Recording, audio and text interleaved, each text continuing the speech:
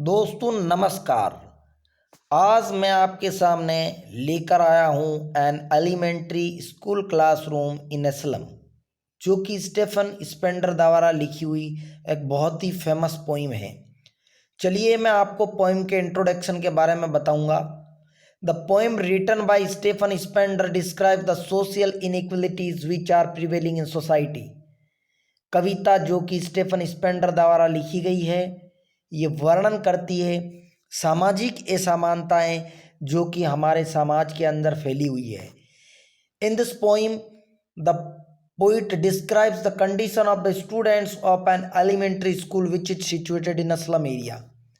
इस कविता के अंदर जो कवि है वो विद्यार्थियों की स्थिति का वर्णन करता है जो कि एलिमेंट्री प्राइमरी स्कूल के अंदर पढ़ते हैं और ये स्कूल स्लम एरिया के अंदर सिचुएटेड है।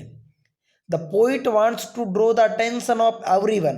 जो कवि है वो हम सब का ध्यान आकर्षित करना चाह रहा है टुवर्ड्स दीज किड्स, यानी इन बच्चों की ओर, सो देट, ताकि their life can be improved, ताकि उनके जीवन को सुधारा जा सके, and may get trained to become good citizen rather than criminals, और अपराधी बनने की बजाय उन्हें एक अच्छा नागरिक बनाया जा सके। The poem has been written in free verse. जो कविता है वो फ्री वर्स के अंदर लिखी गई है, यानी इसके अंदर किसी भी प्रकार की राइम स्कीम का प्रयोग नहीं हुआ है। चलिए साथियों, अब जानते हैं पोइम को लाइन टू लाइन। सबसे पहले मैं आपको बताना चाहूँगा, इस पहले पैराग्राफ के अंदर स्टेंजा कहेंगे, पोइम है इसलिए स्टेंजा कहेंगे इसको। तो इस पहले स्टेंजा के अंदर 3 प्रकार के जो लिटरेरी डिवाइसेस है, फिगर ऑफ स्पीच है, इनका प्रयोग हुआ है। साथियों देखिए, पहला जो लिटरेरी डिवाइस है वो है सिमिली। वो किस लाइन में है? Children are compared with the rootless weeds like rootless weeds. यहाँ पर बच्चे के जो बाल हैं इनकी तुलना एक रूटलेस वीड्स की तरह, बिना जड़ वाली घास फूस से इसकी तुलना हुई है। नेक्स्ट है मेटाफर। मेटाफर जो जिसे अपन रूपक अलंकार कह सकते हैं हिंदी में। The boy is compared with the paper as he is thin, और बच्चे की तुलना एक कागज से हुई है जो कि बहुत पतला है। तो पेपर सीमिंग जो नाम आया साथियों, ये मेटाफर है। Next repetition. रिपीटिशन के अंदर क्या होता है, कुछ एक अक्षर जो होते हैं उनका रिपीट होता है, और जो शब्द होते हैं वो भी एक बार फिर से रिपीट होते हैं। लेकिन मैं आपको बताना चाहूँगा, रिपीटेशन के अंदर केवल अक्षरों को नहीं बल्कि शब्दों के रिपीटेशन को माना जाता है, जबकि एलिट्रेशन के अंदर केवल जो वर्ण होते हैं, जो अक्षर होते हैं, उन जो लेटर्स होते हैं उनके रिपीटेशन को माना जाता है। तो रिपीटेशन, जब एक ही शब्द को बार बार काम में लिया जा रहा है तो वहाँ पर रिपीटेशन होता है। तो देखिए आप यहाँ पर फार फार जो नाम आया है, यहाँ पर रिपीटिशन लिटरेरी डिवाइस है। चलिए अब अपन लाइन टू लाइन समझते हैं इसको। Far far from gusty waves the children faces like rootless weeds, the hair was torn round their पेलर।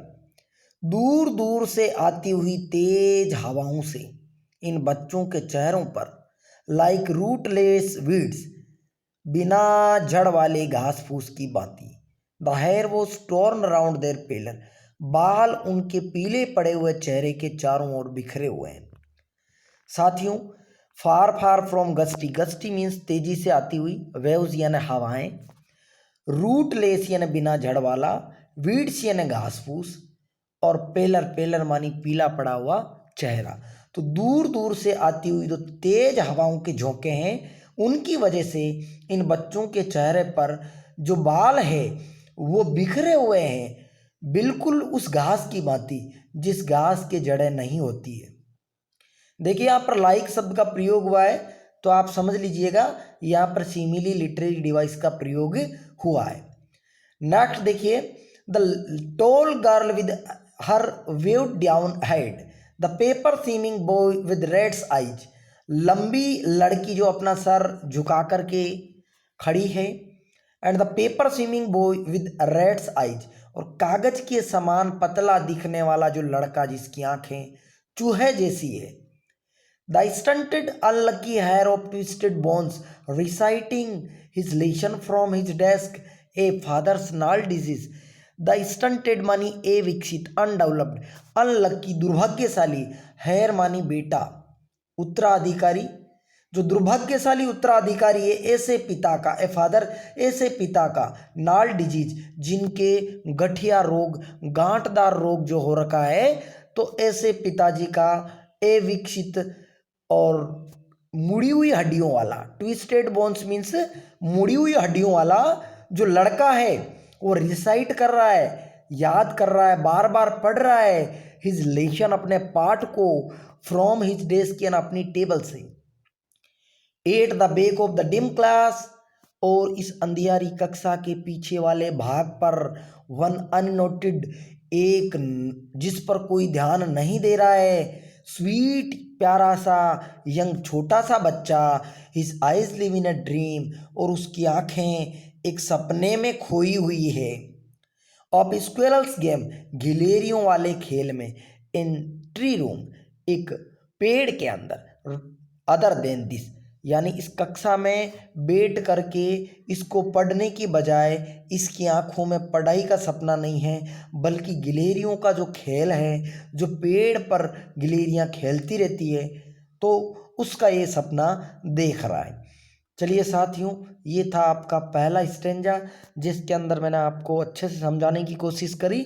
यदि आपको अच्छा लग रहा है तो आप मुझे कमेंट करके बताइएगा ताकि मैं इसके अगले स्टेंजा है उनका भी अनुवाद, ट्रांसलेशन, एक्सप्लेनेशन वो बता सकूं। आप सभी का बहुत बहुत धन्यवाद।